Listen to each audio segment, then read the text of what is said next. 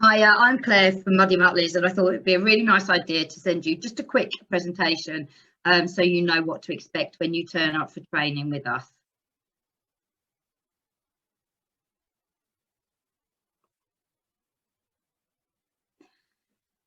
So welcome to your training.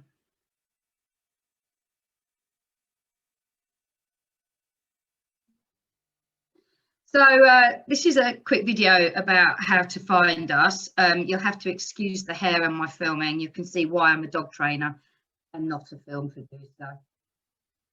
Hi, I'm Claire from Mutleys, and this is where we do our dog training. We are at the end of Wellington Road on the Berry Street west side. There's plenty of parking. It's all street parking, but there shouldn't be any restrictions on a Saturday when you come here to train. Over at the park, it's best if you come through this gate here.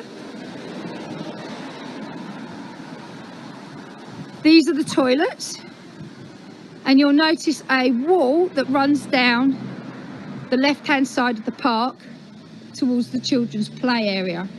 When you arrive, we would ask that you wait outside of the training area along this wall, and you can use those points at the wall where the bricks stick out to give yourself and your dog plenty of space. There are plenty of opportunities for you to calmly walk your dog around the main park, and there are plenty of poo bins should they need a poo and a wee before they start training. As you come into the park, you will notice that there are several poles set up, and this is where we will ask you to stand with your puppy or your dog. Again, it gives you and them lots of room and means that they can concentrate on you without worrying about what's in the environment. So this is our training area, and we look forward to welcoming you to it. So what do you need to bring with you? So first of all, loads of treats, and don't worry, I'm not here to make every dog in Enfield overweight.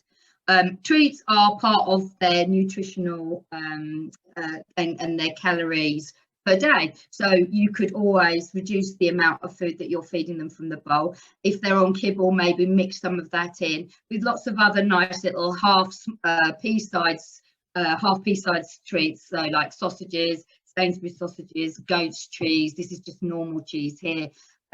If they're moist, then your dog won't get quite so thirsty during training. And if there's a variety, then it keeps them really keen and it'll keep them wanting to keep trying for more.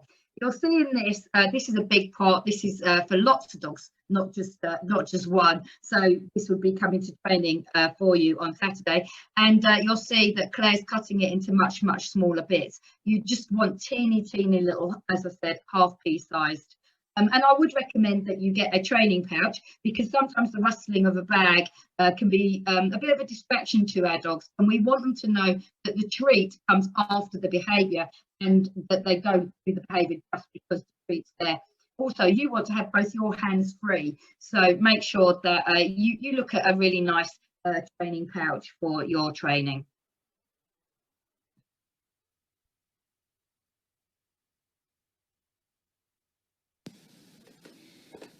Treat tournament is a great way to discover which treat your puppy loves versus those they only like a little.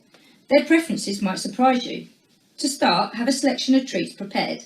These could be bite-sized pieces of different meats, kibble, apple, peanut butter, cheese, hot dog, cucumber, or other dog treats. Select 2 at a time and present them in front of your puppy's nose, low and evenly apart. Allow them to explore, sniff and choose which treat they would like the most.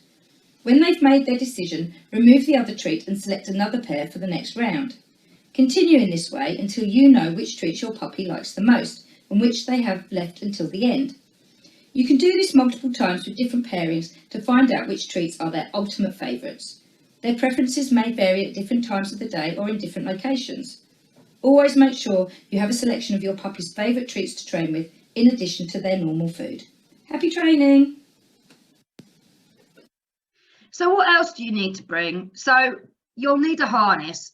We do a lot of work on a long line, and we want to make sure that there is no pressure on our little dog's necks. In fact, this is really good advice for your dog's lives in general. The neck contains many sort of crucial elements, including the esophagus and the thyroid gland and the trachea. So we want to really protect our dogs' necks at all times. Harnesses don't make your dogs pull, but we need to make sure that they're nicely fitting and that they don't put any pressure on the joints or affect the way that your dog is feeling in balance and moving. So I always recommend a Y-shaped harness. As you can see, the front there is a Y shape. This means that there's no pressure being put on our young dog's joints and bones, but it also means that they're free to move. So we're not restricting their gait. When we restrict their gait, they do tend to pull because they're pulling into it. They're really trying to get that freedom of movement. So perfect fit are great. It looks complicated, but I'm here to help you. And each of these different elements can be replaced individually and adjusted individually as your puppy grows. The other great thing about this harness is that we're not reliant on the dog having to put the head through it or having to step into it. We literally put the top section, that, as you can see in red on the illustration, onto their shoulders, and then we clip up C and A, and it's a really kind of friendly way of putting our harnesses on without the dogs being caused any distress or causing them to mouth or feel uncomfortable.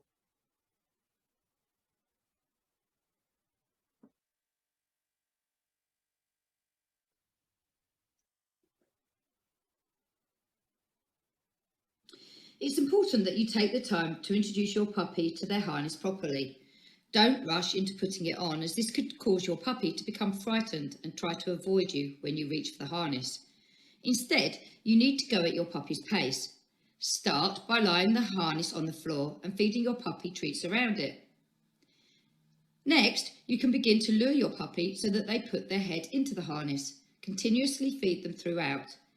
If your puppy chooses to move away at any point, don't continue to bring the harness closer. Let them choose when they are ready to come back. Giving them the choice will help build their confidence and avoid overwhelming them. Once your puppy has their head in the harness, sprinkle treats to the floor, and whilst they are eating, finish putting the harness on. When your puppy has their harness on, play some fun games to help them get used to wearing it. You can play with their favourite toy or roll treats for them to pounce on. Keep it fun and short to start with. When your puppy is used to wearing their harness, they will play happily or walk around without scratching at it or trying to bite the material. You can start to introduce them to the sensation of the lead being clipped on. Feed your puppy from one hand while you clip the lead on with the other. Let your puppy trail the lead behind them so that they get used to the weight and the sensation of it. Have fun playing or doing training games with your puppy whilst the lead is attached. When you're finished, remove the harness and sprinkle some treats on the floor for them. Remember, be patient, take things at your puppy's pace, and always make sure they're having fun. Happy training! So what else do you need to bring? Bring a normal lead. I do not like extendable leads. For one reason, they teach our dogs to pull, because every time they put pressure on the lead, we press a button to give them more room, therefore reinforcing pulling on the lead. But also, if you ever let go of that big bit of plastic, your dog will be running for their lives with a big bit of plastic jumping behind them. Extendable leads can also cause whiplash. They can also mean that your dog can pull to the end, and if the lock breaks, I have known dogs to run into the road and be run over. It also means that they can't socialise with other dogs very easily, and I have known dogs to get quite severely damaged with leads wrapping around them as they're trying to say hello and we're trying to desperately unwrap them. So I would always say normal lead or off lead, and we do have long lines that we will lend you, and we'll teach you how to use them properly. So what to expect? This is what it looks like when you first turn up. As you will see, I have got, well, you might not be able to see, I have a clipboard, so I'll be able to go around and say hi to you all individually. And while I'm doing this, I ask you to choose a mat and to feed your dog on the mat. So we just start off with a couple of little exercises that I'm going to show you in more detail in a second. But really, it's about getting them comfortable on the mat, getting them focused on you, even though there are other dogs in the environment, and teaching them to give you eye contact, which you're then going to reward them for by putting a treat on the mat. And dogs with their heads down are very often telling other dogs, look, I'm not interested in you, I'm here and I'm working with my human. So we're building up everybody to feel comfortable and all the dogs to feel comfortable. And you will be asked to be doing those little exercises just as I go around and catch up with everybody. I do have a portable speaker and a microphone, so hopefully you'll be able to hear me with ease.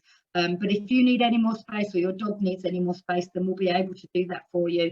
And if you have any questions at the beginning of the lesson, you will have a chance to talk to me individually, and we can make sure that you and your pet are comfortable.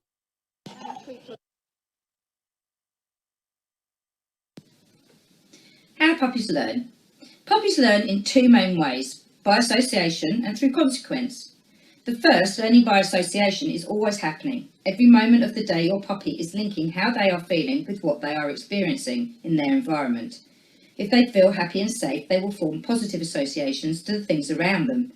If they are startled or feel scared, they will naturally link this feeling to what they see, hear, feel or smell around them at that time. The second way of learning, through consequence, is really effective at shaping puppies' behaviours. When their actions lead to rewarding consequences, they will repeat them more often.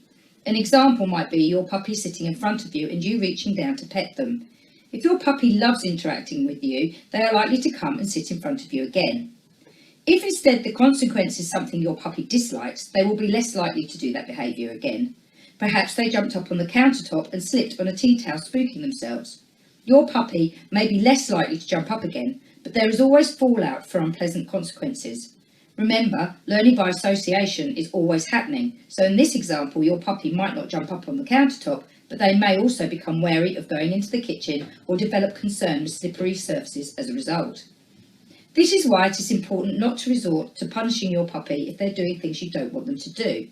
You don't want to scare your puppy or risk that they will start to distrust you.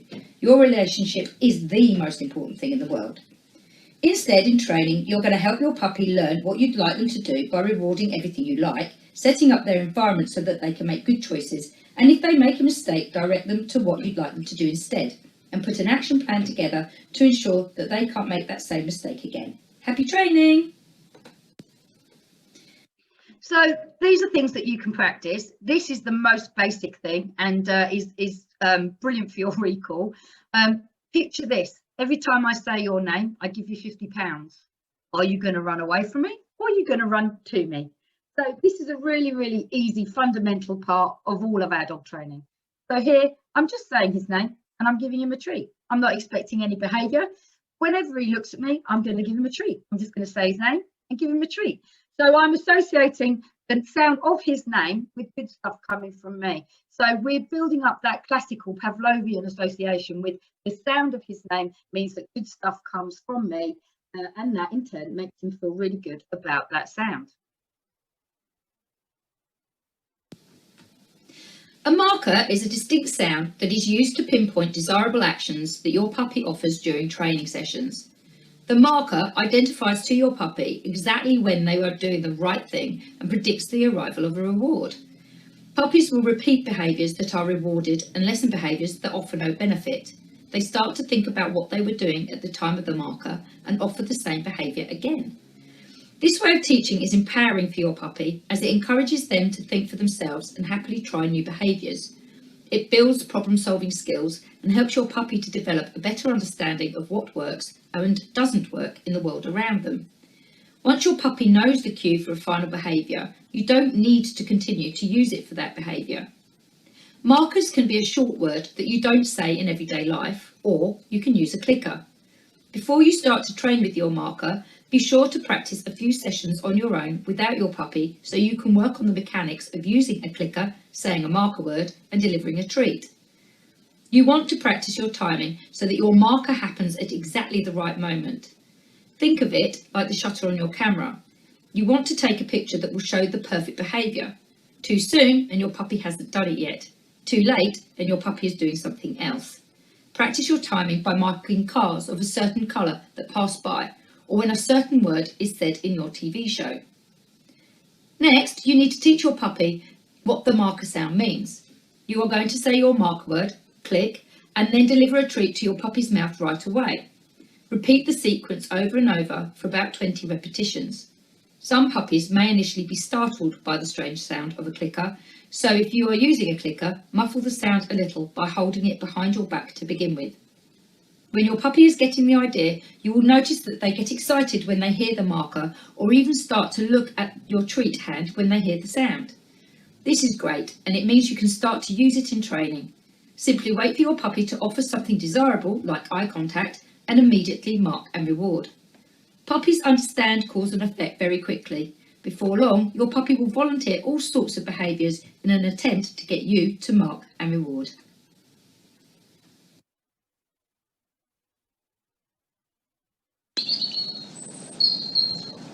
Yes.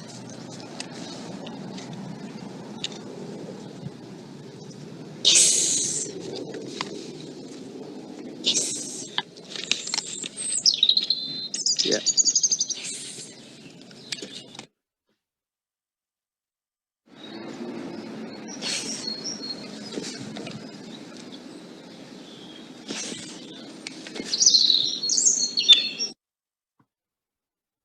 So this is the last little exercise that I want to show you, and this is the say hi cue, which we teach at the beginning of every lesson as well.